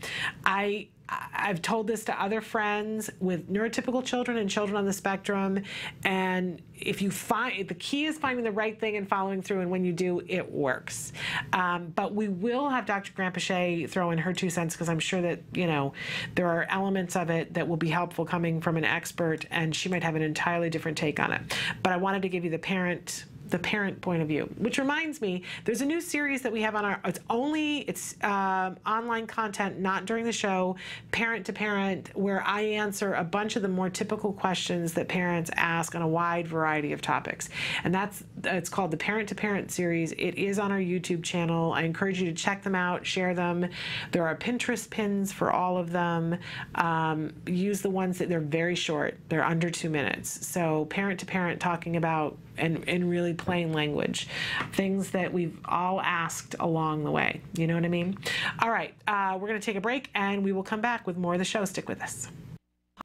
Potty training is different for every child. A child could come in with absolutely, no control over their bladder, and as long as that's not a medical issue, then we can certainly approach it behaviorally and give them the tools they need to be successful, just like any other skill that we would teach.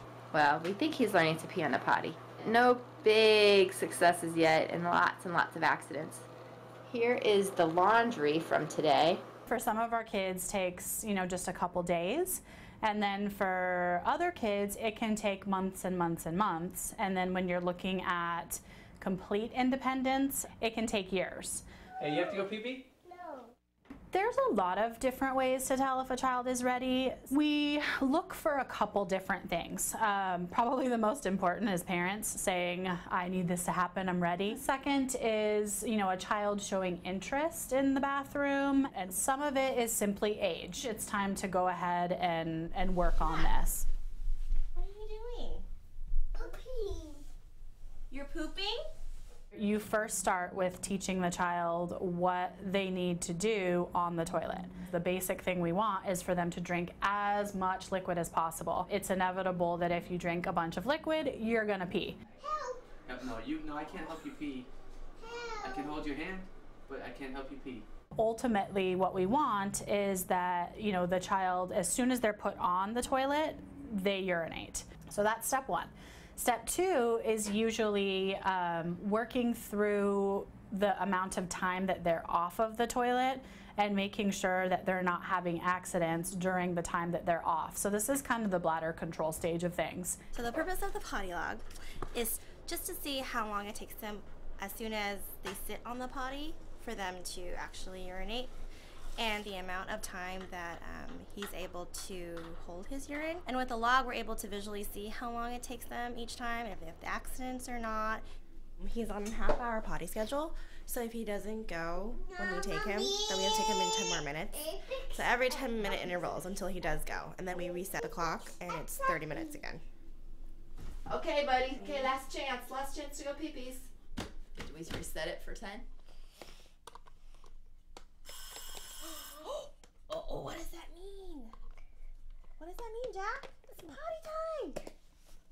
We can come play after. Hurry! What we hope happens in this time is that the kids will learn how to initiate going to the bathroom on their own.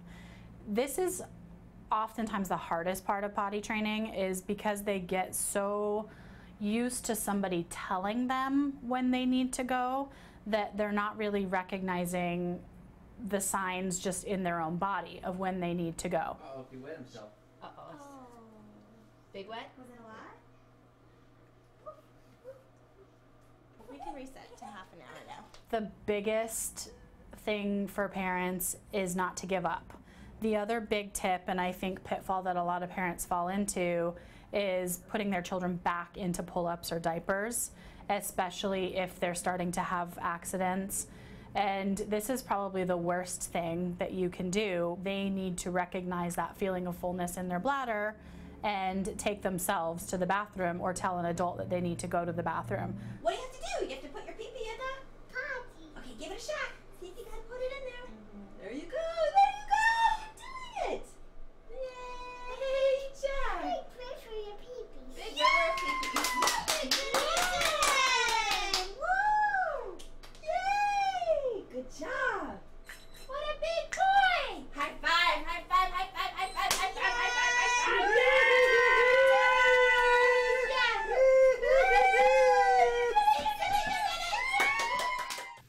Again, a very typical ABA family that, you got 4 people in a bathroom going, yay! and to see the look on that child's face. He knows he's done something really good, and the pride that comes with it and how fabulous that is.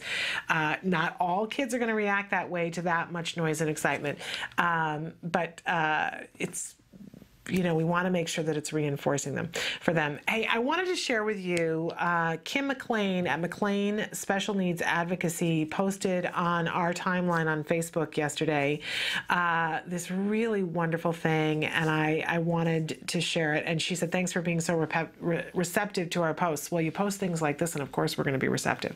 And that their readers particularly like this one. Everyone repeat after me. I am a good parent. Doesn't that just make you want to cry right there? Hard to say because sometimes we don't feel like it. But this is our new mantra right here. I do the best with what I have in any given moment. My energy, focus, and ability will change from time to time, but I am strong. Through my strength, my child and I will endure and succeed in our efforts as long as we never stop trying. Amen. When that way doesn't work, we will try a different way. I am dedicated, and through this dedication, my family will always strive for progress and development for the result and goal of being happy and content. I love stating that. I am not perfect. I must remember not to beat myself up. Just because I may not be able to lift the entire weight now, each day I get stronger. Because I have a heavy responsibility and my muscles build as I work hard. But I must never quit.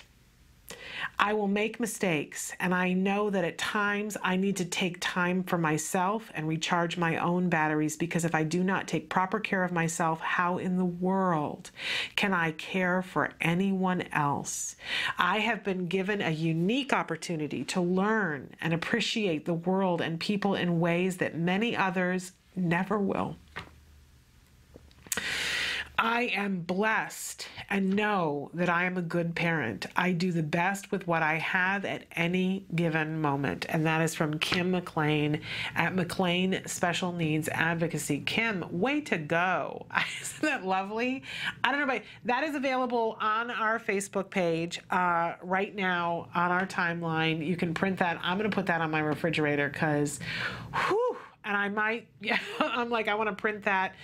Nancy is here, and she's right now filming in the other room some amazing, amazing segments that we're going to be debuting for you at the beginning of September, talking about empowering parents. And I'm going to go and share this with her when the show is done, because I know she will love this. Great job, Kim. We love that. Kim at McClain Special Needs Advocacy. We are going to take another short break, and we'll be back to finish out the show. Stick with us.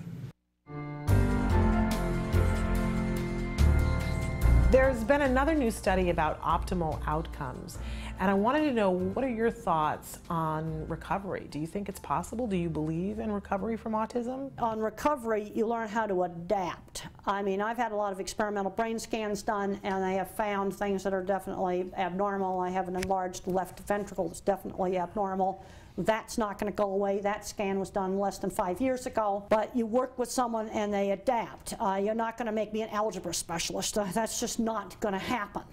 But things like getting better at public speaking, that is something that I gradually learned.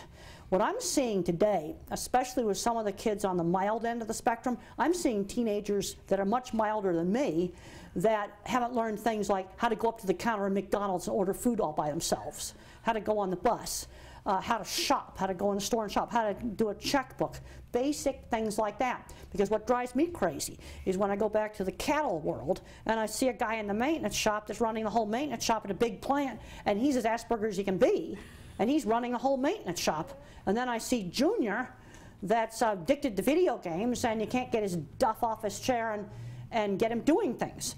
Now, when I was in high school, I did a lot of thinking about this.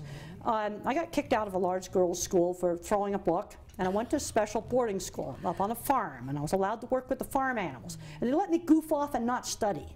But I got to thinking, there's one thing they did not let me do. I goofed off and I didn't study, but I had to physically go to class. When I didn't want to go to the Friday night movie, They made me the projectionist. One thing they were not going to let me do is sit in my room, become a recluse in my room. They were not going to allow that. I want to know why you threw the book. Why did you throw it? Oh, I threw a book at a girl because she called me a retard. Oh, good reason. Oh, no, to throw she it at. teased me. And I had some problems getting in fights when kids teased me. But it was always brought about by someone picking on me. And the principal had me kicked out of school, out of a large girls' school for doing that. And what'd your mom say? Well, she was not very happy about the whole thing because when the principal called, I answered the phone and he said I was incorrigible and I was kicked out of school. Mother was really angry that he just said that right directly to me, which was definitely not very appropriate.